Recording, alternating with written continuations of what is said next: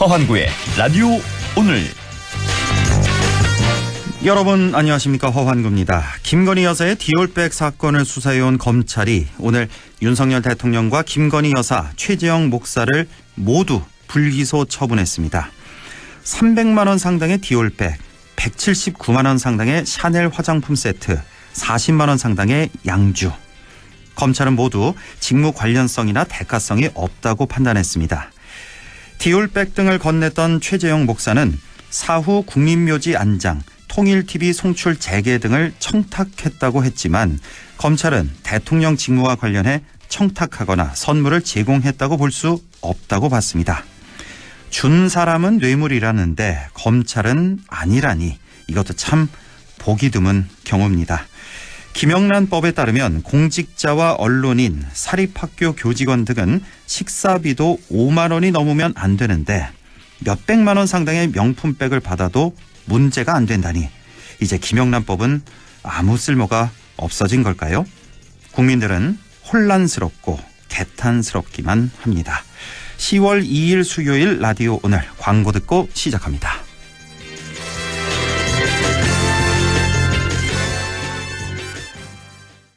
미래는 움직이는 자의 것. 퇴직연금 실물 이전이 되는데 중도이자 안 해도 되는데 안 옮길 이유가 없는데? 이제 옮길 준비하세요. 글로벌 투자하는 연금 미래에셋증권으로 중도해지 없이 내 연금 그대로 미래에셋증권으로 움직이세요. 원금 손실 유의, 투자 전 상품 설명서 및 여건 필덕. 네, 라디오 오늘 수요일 순서입니다. 1부 김필수의 차필 귀정, 2부는 배종찬의 리서치 오늘 함께하겠습니다. 라디오 오늘 유튜브로도 다시 들으실 수 있습니다. 많은 애청 바랍니다. 차에 필요한 귀한 정보, 김필수의 차필 귀정 시간입니다. 대림대학교 미래자동차학부 김필수 교수와 함께합니다. 안녕하십니까? 네, 안녕하세요. 예, 오늘은 페달 오조작 방지 장치에 대해서 자세히 좀 알아보겠습니다. 요즘 이 장치가 아주 주목받고 있다고 하는데 저는 아직 직접 보지는 못했는데요. 네. 이 페달 오조작 방지 장치가 무엇인지 설명을 좀 먼저 해주시죠. 네, 장치 자체가 눈에 이렇게 딱 보이는 건 아니고요. 네. 차 속에 녹아있다 이렇게 보시면 좋을 것 같아요. 예. 이 장치는 뭐냐면은 페달 오조작이라는 게 가속 페달과 브레이크를 혼동해서 밟는 거를 페달 오조작이라고 합니다. 예. 그러니까 일반적으로 내가 브레이크라 생각하고 꽉 밟고 있는데 알고 봤더니 가속 페달을 계속 밟고 있는 거죠. 예.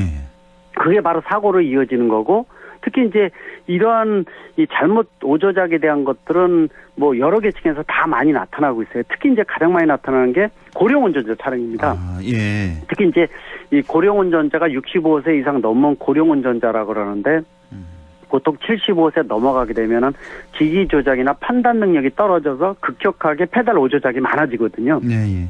그래서 페달 오조작 방지 장치가 이런 고령 운전자 사고를 줄일 수 있는 것은 물론이고 일반인들도 이 혼동을 하는 경우도 실제로 사고로 이어지는 경우도 굉장히 많기 때문에 국제사회에서 이 부분에 대한 관심이 많이 커지고 있는 장치가 페달 오조작 방지 장치다 이렇게 볼 수가 있습니다. 그러니까 최근에 뭐 몇 달 전이었죠. 그 시청역 사고 같은 그런 급발진 사고 때 항상 이 논란이 된 게 페달 브레이크를 밟은 거냐 가속 페달 밟은 거냐 이거였잖아요. 그러니까 그거를 이제 맞습니다. 방지하자 그런 건데. 맞습니다. 최근에 그래서 네. 뭐 영상 그 페달 블랙박스를 통해서 본 맞아요. 것도 네. 보통 요새 사고가 짧게 끝나는 경우 보면은 급발진이요 이렇게 얘기하는 사례가 굉장히 많지 않습니까? 예, 예. 네, 그런 사례가 굉장히 많은데 그중에 10건 중에 9건은 사실 급발진보다도 이 본인이 어떻게 운전했는지 전혀 모르다 보니까 면피성으로 급발진이요 이렇게 얘기하는 경우가 거의 대부분이고요. 예, 예. 그래서 페달 블랙박스로 확인된 것도 한 2-3건이 벌써 있죠. 뭐냐면은 본인은 이 급발진 생겼다 생각해서 브레이크를 계속 밟는다고 계속 주장을 했었는데 그런데 페달 블랙박스를 장착이 돼서 확인해 봤더니 계속 가속 페달을 밟고 있는 거죠. 예. 예. 그래서 이런 페달 블랙박스 같은 것이 이제 예를 들어서 뭐 이 운전자의 실수인지 아니면 자동차의 결함인지 이런 것들을 밝힐 수 있는 굉장히 중요한 증거 자료다 이런 말씀드렸지만 그 전에 예.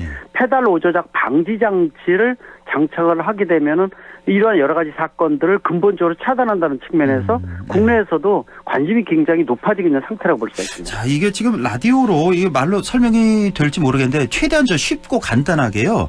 이게 페달 오조작 방지 장치가 어떤 원리로 이게 이제 작동을 하는 건지 간단히만 좀 설명을 해 주셨으면 좋겠는데요. 차의 시스템 앞에 센서들이 굉장히 많이 있습니다. 예. 이미 차에는 뭐 뒤로 후진할 때도 뭐 소리도 나고 이런 이 센서를 통해서 이 혹시 앞뒤에 장애물이 있는데 예. 이 운전자가 브레이크라 생각을 하고 잘못 이 가속 페달을 잘못 밟는 거죠. 그걸 예. 급가속을 하게 되면은 센서가 동작이 돼서 ECU에서 운전자 우리 주인님이 이 가속 페달 브레이크를 가속 페달을 잘못 밟았다고 판단을 하게 되면은 예. 차가 이 빨리 움직이질 않고 저속으로 움직이는 거예요. 저속으로 움직이면서 계기판에 이 뜹니다.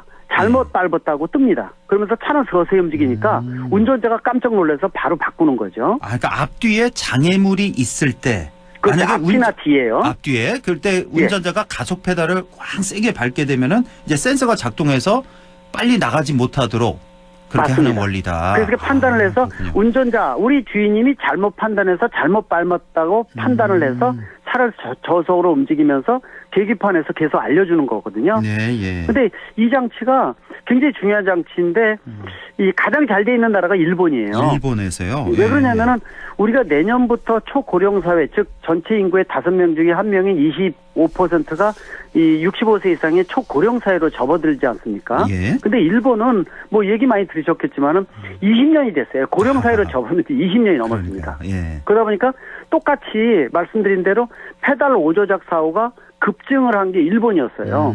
그래서 일본에서는 벌써 13, 14년 전부터 고령 운전자 차량을 보면은 오래된 노화된 차가 많지 않습니까? 예. 보통 왜 그러냐면은 고령 운전자가 뭐 시골 같은 데서도 한 달에 서너 번 운전하기 위해서 운전하다 보니까 차를 좋은 첨단 장치보다 지금 일반 많이 사용을 안 하니까 오래된 노화된 차량이 워낙 많지 않습니까? 예, 예. 일본도 마찬가지예요. 그래서 일본에서는 애프터마켓용으로 중소기업에서 페달 오조작 방지 장치를 개발해서 굉장히 많고요. 그래서 이러한 제품들을 일본 정부에서 인증을 해서 제품이 20, 30가지가 돼요. 그래서 그렇습니까? 어떤 일본 차든지 애프터마켓용으로 장착을 하는데 비용이 한 30만 원 정도 되면은 이 지자체에서 반액 정도를 대줍니다. 예. 예. 그러니까 소비자는 10여만 원만 있으면은 이 장치를 장착을 하는데 예. 일본에서 10여 년 전부터 이거를 장착을 해서 일본 고령 운전자 차량의 80%가 이 장치가 들어가 있어요. 그렇습니까? 그리고 이 장치가 들어가 있다 보니까 어느 정도 효과냐면은 고령 운전자 사고의 40%를 이 장치 하나 가지고 줄인 겁니다. 그렇군요. 엄청나게 효과가 큰 우리도 거죠. 이거 당장 도입해야 될 것 같은데요. 맞습니다. 예. 그래서 지난 2, 3개월 전부터 페달 오조작 방지 장치가 이 중앙정부 지자체에서 관심이 굉장히 커져서 예. 지자체에서는 보조금을 줄 수 있는 이 예산도 이미 편성을 했는데 문제는 저한테도 여러 군데 지자체에서 연락이 왔어요. 예. 뭐라고 연락이 왔냐면은 찾아봤더니 이걸 장착하는 회사가 없습니다라고 연락이 온 거여서 제가 당연히 없죠 그렇게 얘기를 했어요. 왜냐? 이 페달 오조작 방지 장치를 정부에서 개발하거나 아니면 촉진시키거나 이 부분에 대한 필요성에 대해서 언급을 하지를 한 번도 언급을 안 했어요. 지금까지 이런 게 없었군요. 예, 그러다 보니까 예. 중소기업에서 개발한 것도 없고 또 이거는요. 안에 캔톤 시내라고 안에 있는 시스템을 일부 이용을 하기 위해서 자동차 제작사가 같이 협조를 해줘야 돼요. 그렇겠죠. 예. 예, 그래서 위원회를 정부나 이런 데에서 제작사가 참여하는 중소기업 또 정부도 참여해서 위원회를 만들어서 페달 오조작 장치를 빨리 개발해서 이 기존의 고령 운전자 차량에다 장착할 수 있는 시스템을 빨리 마련하면은 그 효과가 크거든요. 예. 물론 이제 고령 운전자 사고라는 것이 요새 뭐 진행하고 있는 운전면허 반납 제도라든지 적성 검사를 5년으로 3년을 줄이고 뭐 치매 검사 등등 다양한 방법이 있지 않습니까? 예. 진행하는데 이런 페달 오조작 방지 장치가 만능은 아니기 때문에 이런 여러 가지 모델까지 포함을 해서 같이 진행을 하면은 실제로 고령 운전자 사고도 줄일 수가 있고요. 예. 또 실질적으로 그래서 페달 오조작 방지 장치가 꼭 고령자만 해당되는 게 아니라 다른 계층도 똑같이 실수하는 경우가 많기 때문에 그럼요. 젊은 이 장치의 사람들도 필요성은 얼마든지. 더더욱 중요하다고 볼 수가 있습니다. 그러니까 아직까지는 우리나라에 이게 이제 이 장치가 도입은 안 돼 있지만 하지만 뭐 우리나라 또 어떤 나라입니까? 기술력이 워낙 뛰어나다 보니까 조금만 연구를 하면은 금방 나올 수도 있을 것 그리고 같아요. 이 기술이 굉장히 어려운 기술은 아니고요. 예. 국산차 한 개 기종에 이미 신차에는 장착이 되어 있어요. 아, 그 경차 말씀하시는 거죠? 맞습니다. 경차에? 경차 하나에는 이미 장착이 기술이 들어가 있어서 예. 난이도가 그렇게 높은 건 아닌데 문제는 신차는 앞으로 의무화될 가능성이 높습니다. 아, 예. 근데 신차가 의무화된다 그래도 유예 기한을 두기 때문에 한 2, 3년 후 이렇게 얘기를 하거든요. 지금 법이 제정이 된다 하더라도 예. 그러면 신차에만 들어가는 건데 지금 현재 사고가 증가하고 있고 고령 운전자 차량은 노후화된 차량이니까 중소기업에서 개발한 애프터마켓용 제품이 일본같이 많이 나와야 돼요. 예. 그래서 이런 기존의 차에도 다 장착을 해야지 그렇죠. 실제로 효과가 커지는 거니까 맞습니다. 그런 부분들을 정부 이 관계자 주무부서에서 좀 관심 갖고 위원회도 만들고 예. 또 지자체도 같이 해서 이런 시너지를 내면은 뭐 기술 난이도도 그렇게 높은 게 아니기 때문에 지금 서두르면은 내년 상반기에는 충분히 나올 수가 있거든요. 예. 지금 뭐 국회에서도 그렇게 뭐 관련 된다면 법안을 실제로 사고를 줄여줄 수 있겠죠. 그러니까 국회에서도 얼마 전에도 또 뭐 관련된 토론회도 진행하고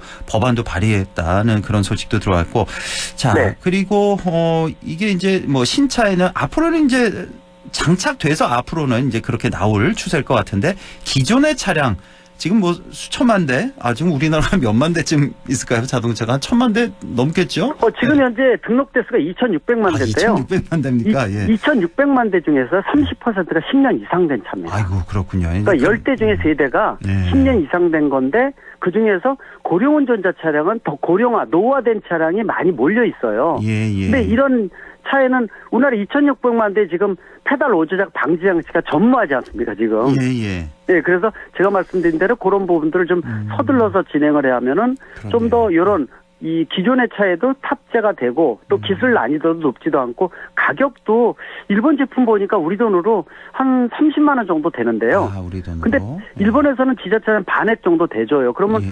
10여만 원 정도면 탑재하더라고요. 그렇게 그러니까요. 비싸지도 않습니다. 예, 예. 이거 예, 빨리 그러면서 안전을 도모할 수가 있으니까 의미가 더 있지 않나 이렇게 보고 그럼요. 있습니다. 예, 빨리 좀 기술이 개발돼서 모든 차량들이 다 이 페달 오조작 방지 장치 다 이제 달고 다녔으면 좋겠네요. 네, 네. 오늘 여기까지만 말씀 나누겠습니다. 대림대학교 미래자동차학부 김필수 교수와 함께했습니다. 고맙습니다. 네, 감사합니다. 네, 라디오 오늘 2부에서 뵙겠습니다.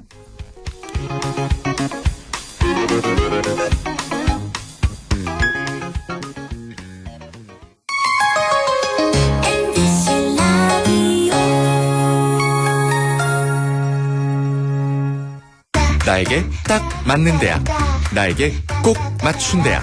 나만의 경쟁력을 원한다면 안동과학대학교로 오라. 시대에 딱 취업 중심 실전학과, 학생의 꼭 현장 중심 실무 교육, 취업에 맞춤, 내 꿈에 맞춤.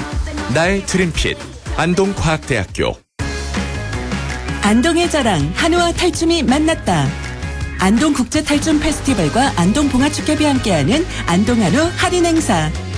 안동탈춤공원 무대 옆 안동봉화축협 한우구이터에서 9월 27일부터 10월 6일까지 저렴한 가격에 맛있는 한우 드시러 오세요. 오늘도 안전하게 음주운전 예방수칙 알려드립니다. 첫 번째, 술자리가 예정된 경우 미리 귀가 방법을 정하고 차는 가져가지 않는 것이 안전합니다. 두 번째, 음주 후 자전거나 전동 킥보드를 이용하는 것도 음주운전 처벌 대상에 포함됩니다. 세 번째, 과음을 한 다음 날에는 대중교통을 이용해 주세요. 숙취 음주운전 역시 처벌 대상입니다. 네 번째, 음주운전을 방조하는 경우에도 3년 이하의 징역형 또는 1,000만 원 이하의 벌금형에 처해질 수 있습니다. 적극적으로 말려주세요. 위험한 음주운전 미리 예방하여 소중한 생명을 지켜주세요.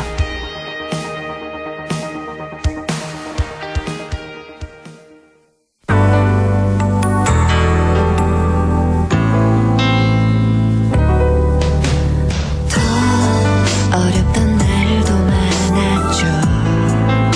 우리 함께 한다면 따스함을 느껴요. 사랑이 있어요. 소중함을 잃어봐요. 우리 함께 여기 있으니 감동과 사랑 있는 MBC 라디오 문화방송.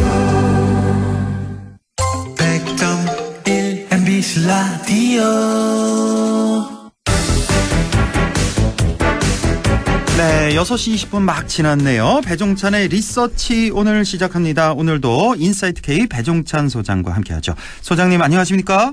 안녕하십니까, 배종찬입니다. 예, 리얼미터 지난주 나온 조사로 제가 기억하는데 윤석열 대통령 국정 지지율이 이 리얼미터 기준으로 해서 최저치를 기록했다는 소식이었죠? 그렇습니다. 임기 들어 최저치입니다. 여러 가지 악재가 겹치고 겹친 것이 가장 큰 원인으로 이유로 풀이됩니다. 오늘 소개되는 모든 조사는 중앙선거인조사심의위원회 홈페이지에서 확인 가능합니다. NG경제신문의 의뢰를 받아 리얼미터가 지난 23일부터 27일까지 유무선 자동응답 조사를 실시한 결과인데요. 윤석열 대통령 국정수행에 대해 어떻게 평가하는지 물어본 결과 잘하고 있다는 긍정평가 25.8%로 리얼미터 기준 임기 들어 최저치를 기록했습니다. 잘못하고 있다는 부정평가는 70.8%로 나타났습니다. 부정이 70%를 넘었고 같은 조사였죠. 정당 지지율 조사에서도 국민의힘이 상당히 떨어졌던 그런 기억이 나는데요. 그렇습니다. 어느 정당을 지지하는지 물어보았는데요. 날짜만 대통령 지지율 조사가 다릅니다. 리얼미터가 26일, 27일 양일간 실시한 조사 결과인데요. 더불어민주당 43.2%, 국민의힘 29.9%로 대통령 지지율과 함께 국민의힘 지지율도 20%대로 동반 하락한 결과로 나타났습니다. 직전 조사가 35.2%였으니까요. 그러니까. 직전 조사 대비 5.3%포인트, 5.3%포인트 하락한 결과로 나타났습니다. 예, 이렇게 대통령과 국민의힘 동반 큰 폭으로 하락을 했는데, 그 원인 좀 분석해 보신다면요? 어떻게 봐야 될까요? 지속적인 원인 플러스 알파로 보입니다. 지속적인 원인은 최김의입니다. 최는 최혜병 특검도 관련된 이야기고요. 계속해서 반복되고 있는 윤석열 대통령이 거부권 재가를 했기 때문에 국회에서 다시 제2개 표결을 거칠 것으로 제2개 표결을 거치게 되고요. 또 김여사 특검, 김건희 특검도 역시 계속 영향 최김의, 바로 의는 의료 갈등입니다. 의료 갈등도 지속적으로 계속되는데 플러스 알파는 바로 한동훈 대표와 관련된 갈등, 파장이 지속되는 것도 TK 지역뿐만 아니라 국민의힘 지지층에게도 영향을 주는 것으로 보입니다. 대통령 지지율이 하락했다라는 것은 전통적인 핵심 지역 기반인 대륙주, 대구 경북 60대 70대 이상 주구청까지도 하락했다는 것인데 특히 이 부분은 지난 전당대회에서 60% 이상의 득표율로 당대표로 임기를 시작한 한동훈 대표하고 지속적으로 서로 간의 이 갈등 또 마찰이 이어지고 있거든요. 오늘도 추경호 원내대표 또 국정감사를 앞두고 상임위원장단과 만나면서 한동훈 대표는 쏙 빠지면서 이른바 한동훈 패싱이냐. 물론 그건 아닙니다. 역대 여당 대통령 보수정당의 이 정권에서도 대표 없이도 만나는 경우가 있긴 했습니다만 그럼에도 불구하고 최근에 이제 한동훈 대표가 계속 독대 논란을 빚으면서 한동훈 대표 패싱론 또 왕따론 계속 이어지고 있습니다. 그러니까요. 지금 또 상황인 만큼 또 더욱더 그렇게 보이기는 하는데 지금 대통령실 만찬이 아마 시작됐겠죠? 지금 6시 23분 이렇게 지나고 있으니까. 보통 대개 이제 용산 대통령실에서 만찬은 6시에 시작돼서 9시 정도까지 이어지는데 시작이 된 것으로 보입니다. 자, 아무리 원내 지도부 만찬이라고는 하지만 그래도 어떻게 한동훈 대표만 이렇게 쏙 뺄 수 있나. 이게 좀 누가 봐도 좀 왕따, 좀 무시 전략, 한 방 또 먹인 거냐, 이렇게 해석이 좀 되거든요. 그렇습니다. 여의도 정치권에서는 가장 정치권에서 중요한 번호는, 전화번호는 땡땡땡의 5824다. 이런 말을 합니다. 5824는 뭐예요? 5에는 89, 24, 2에는 살아. 괜히 의심받을 사항을 만들지 말라는 의미에서 5824가 좋은 번호라는 이야기거든요. 근데 계속해서 지금 가뜩이나 이 상황이 대통령 지지율도 낮은 상태에서 국민의힘 지지율도 동반 하락하는 좋지 않은 상황에서 또 경기 침체, 또 한 달여 뒤에는 미국 대통령 선거까지 있는 상황에서 또 일본 총리도 이제 교체가 됐지 않습니까? 이런 상황에서 여러모로 한국 정치가 중요하다라고 하는 그런 또 집권 세력이 여소야대 국면에서 협력은 당연지사가 아니냐라는 해석이 나오고 있습니다만 계속해서 또 더군다나 김대남이 파장을 일으키면 안 되남 이런 이야기가 나올 정도로 정치권에서 이게 비아냥 그림으로 이어지고 있거든요. 전 대통령실 선임 행정관인 김대남 씨가 지난 전당대회에서 다른 후보의 이 참모 역할을 하면서 서울의 소리 이 접촉을 하면서 한동훈 대표에게 상당히 좀 공격적인 그런 사항을 좀 부축했던 건 아니냐.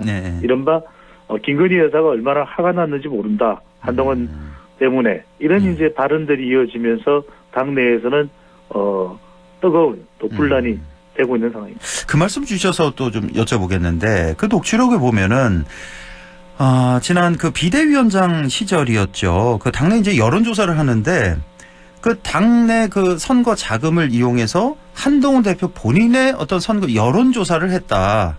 그래서 또 파장이 일고 있지 않습니까? 이거 뭐 횡령죄에도 해당된다 뭐 이렇게까지 주장을 하던데. 그렇습니다. 첫 번째로는 이와 관련된 내용을 좀 종잡을 수가 없다는 것이고요. 두 번째는 한동훈 비대위원장 당시에 이 총선 국면입니다. 어떤 조사를 했다는 것인지 한동훈 비대위원장의 전국적인 지지 여부 또는 이 인기 또는 정치적인 영향력을 조사했다는 것인지 특정 지역구에 출마를 검토해보면서 여론조사가 실시됐던 건지 그렇다 하더라도 당에서 비대위원장과 관련된 것이라면은 그것을 뭐 개인적인 비용을 사용했다고 또 물을 수는 없는 것인데 만약에 그것을 전용한 것이라면 당비를 또 우리나라 당비라고 하는 것은 국가에서 지원받는 것이기 때문에 개인적인 용도로 절대로 사용돼서는 안 되는 비용이거든요. 금액이거든요. 그럼에도 불구하고 그런 내용들이 왜 한동훈 대표에게 매우 불리하게 또 유출되고 거론이 되는 것인지 이 모든 것이 사실은 국민의힘 지지율뿐만 아니라 대통령 지지율에까지도 영향을 줄 수 있다라는 해석도 나오고 있습니다. 뭐 하루가 멀다 하고 계속해서 뭐 녹취록 각종 의혹이 쏟아지고 있기 때문에 그 뉴스를 지금 다 따라가기도 버거울 정도로 그런 상황입니다. 자, 그런 가운데 아마 정대철 전 의원 아마 기억하시는 분들 많이 계실 텐데 이제 이분이 이제 민주당 출신이면서 또 윤석열 대통령과 아주 또 가까운 관계로 알려져 있는데 이 정대철 헌정 회장이죠. 지금은 헌정 회장이 윤 대통령 그리고 김건희 여사에게 조언을 했다는 내용이 이제 보도가 됐는데 이게 어떤 내용이었죠? 그렇습니다. 조언이라고도 할 수 있지만 또 쓴소리를 쏟아냈던 인터뷰의 내용인데요. 배경을 잠깐 보면은 윤석열 대통령이 검사 시절에 서울대법대 이제 선후배사인데 정대철 헌정회장 하면 민주당 출신의 이른바 이 정치 집안으로 뿌리 깊은 이런 정치 중진입니다. 그럼요. 그래서 이 당시에 이제 검사 윤석열에 대한 평가는 상당히 인터뷰 내용을 보더라도 후하게 나오고 있는데요. 정의로운 검사였다. 겸손한 검사였다. 경청하는 검사였다. 그런데 좋은 내용은 상당히 이 날카롭고 또 윤석열 대통령에게는 상당히 쓴소리로 들릴 수밖에 없는데 그랬던 윤석열 대통령이 아직까지 검사로서의 스타일을 못 버리고 있다. 김건희 여사와 관련해서도 국민들은 김 여사에 대해서 부정적인 만큼 그렇게 공개적으로 왕성한 활동을 하는 것은 곤란하지 않겠느냐.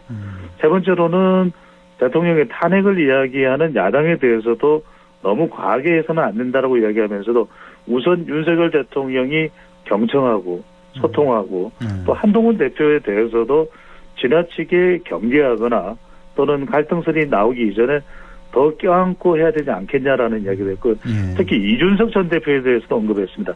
이준석 전 대표에 대해서도 이준석 전 대표도 안고 가는 그런 대통령의 표현력이 필요하지 않겠느냐라는 인터뷰의 내용이었습니다. 이 정치 원로의 쓴소리 우리 정치권 모두 좀 귀담아 들었으면 좋겠습니다. 자, 오랜만에 이재명 대표 얘기를 좀 해보죠. 지난주, 지지난주 이렇게 나왔었나요? 그 공직선거법 위반으로 검찰 구형이 이제 2년 나왔고 지난주에는 위증교사 혐의에 대해서 3년 구형 이렇게 각각 검찰이 내렸는데 각각 법정 최고형을 내렸단 말이에요. 이거 어떻게 보셨습니까? 그렇습니다.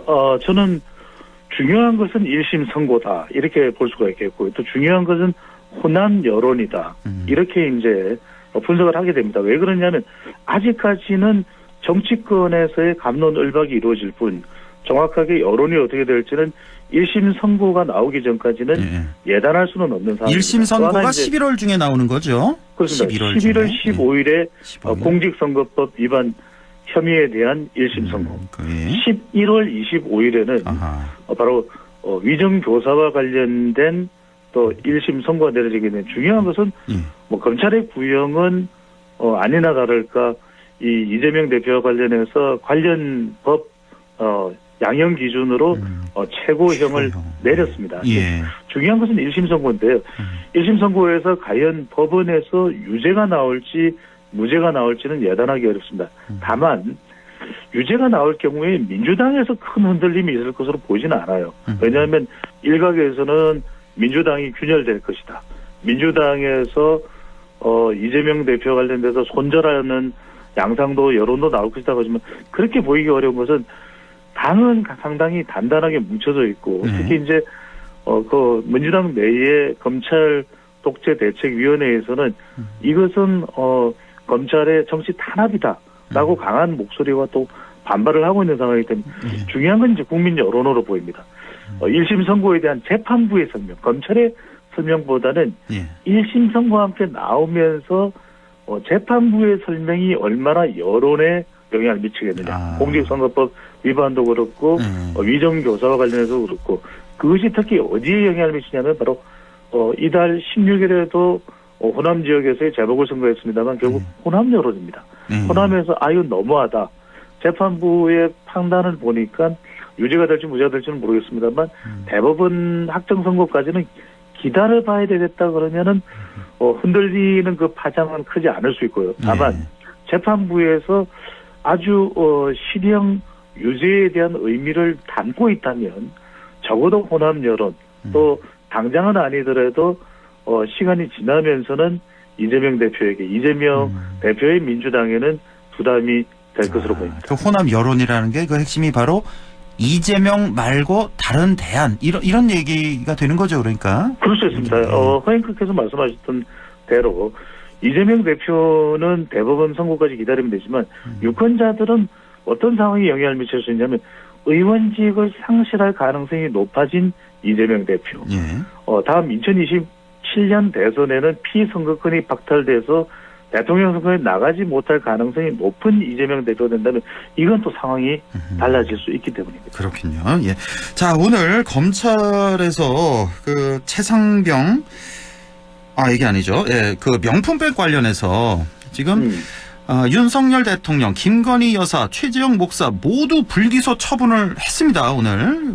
자, 이러자 이제 친한계 쪽에서 민주당 쪽에서 말할 것도 없고 국민의힘 친한계 쪽에서도 김건희 여사 사과를 거듭 촉구하고 나섰는데요.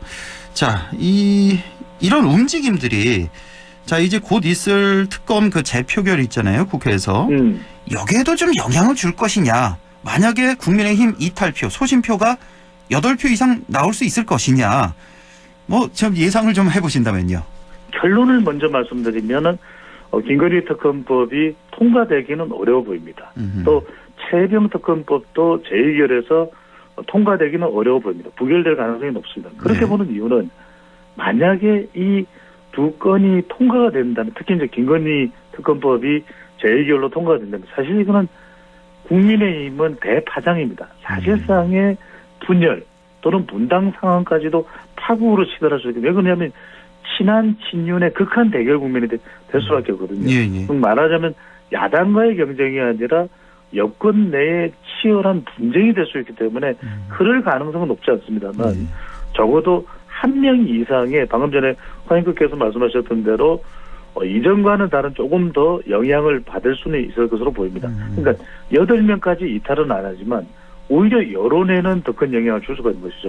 왜 그러냐면 김건희 여사 결국 불기소로 가닥 잡힌 것도 이 최재형 목사와 관련된 부분에 대해서도 그럴 수밖에 없는 것은 김건희 여사가 불기소가 유지돼야 되기 때문에 이 최재형 목사에 대해서도 불기소를 하는 이유. 그렇게 된다면 적어도 법적으로는 이 부분을 돌파를 시도할 수 있다는 여론이 문제입니다. 그럼요. 여론은 계속해서 김건희 여사에 대한 사과를 묻고 있고 한동훈 대표나 국민의힘 내부에서도 특히 이제 친한계를 중심으로 해서 이야기가 나오는 것은 법적인 사과가 아니라 전반적인 여론에 부정적 파장을 미치고 있는 것에 대한 사과를 요구하는 것이거든요. 그렇습니다. 그렇지 않으면 대통령 지지율의 하락도 막기가 힘든 것이고 2026년 지방선거 그러면 시간이 많이 남았다고 하더라도 당장에 이번 달에 재보궐선거도 있습니다. 또 대통령 선거까지 생각한다면 그런 부분에 여론의 부정적인 방향을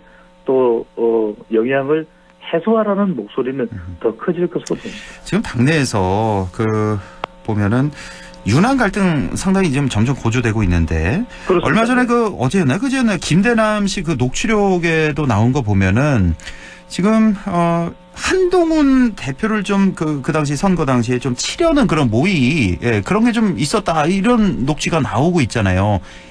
여기에 대해서 친한계들은 굉장히 좀 화가 지금 많이 나오고 있는 그런 상태여서 이 이탈표가 좀 더 나올 수도 있지 않냐라는 그런 생각하는 분들이 많이 계셔서요. 그렇죠. 8표까지는 안 나온다는 말씀이시죠? 그렇죠. 허잉크 말씀대로 그럴 가능성에 대해서는 언급을 할 수 있지만 만약에 그렇게 결론이 된다면 사실상 윤석열 대통령과 한동훈 대표는 지금 당장 극단적인 국면으로 가는 겁니다. 그렇죠. 그래서 그렇게까지 가기는 어렵다는 말씀인데 그러니까 설사 국회에서의 결과는 그렇지 않다더라도 여론에 미치는 영향은 더 커질 수 있다. 그렇다면 당장은 아니더라도 올 연말 내년으로 접어들면서 한동훈 대표의 시간은 무한정이 아니거든요.